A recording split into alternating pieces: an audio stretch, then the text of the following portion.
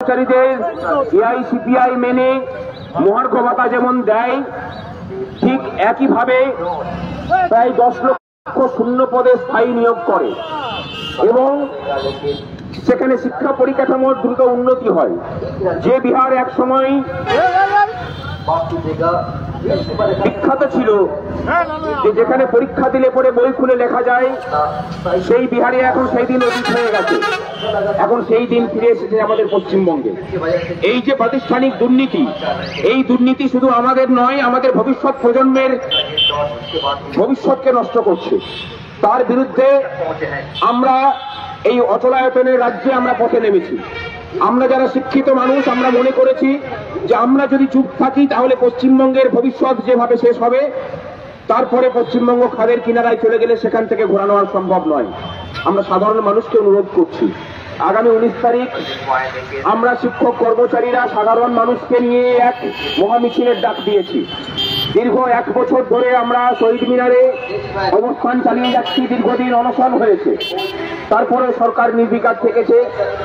এই রাজ্যের সরকারি বিভিন্ন ডিপার্টমেন্টে 6 লক্ষ শূন্য পদ পড়ে আছে, সেখানে কোনো নিয়োগের নাম নেই।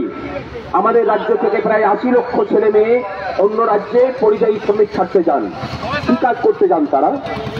তাদেরকে যেতে হয় ধান পোতার কাজে, রাজমিস্ত্রির কাজ করার জন্য। এই জায়গাতেই আমাদের প্রতিবাদ। আমাদের প্রতিবাদ যে কেন এই রাজ্যের মেধা সম্পদ অন্য রাজ্যে ধান পোতার কাজে যেতে বাধ্য হবে, কেন তারা সুরঙ্গে কাজ করতে গিয়ে পাথর চাপা পড়ে মারা যাবে, তার জবাব এই রাজ্য সরকারকে দিতে হবে।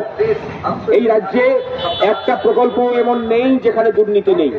এই প্রাতিষ্ঠানিক দুর্নীতি আপনার আমার সবার জীবনকে শেষ করেছে। আপনারা যারা পথে ঘাটে লটারি কেটে ভাবেন যে একটা লটারি পেয়ে সুদিন ফিরবে, লটারির ফার্স্ট প্রাইজটা আপনার কপালে জোটে না, সেটা জোটে কালীঘাটের যুবরাজের কপালে। যিনি কবার লটারি কেটেছেন, কতদিন লটারি কেটেছেন আমরা কেউ জানি না, কিন্তু 14 বার ফার্স্ট প্রাইজ পেয়েছেন সেটা আমরা সকলে জানি। সেই লটারির ফার্স্ট প্রাইজ গিয়ে জুড়েছেন উপব্রত মণ্ডলের কপালে, যিনি 3 বার ফার্স্ট প্রাইজ পেয়েছেন।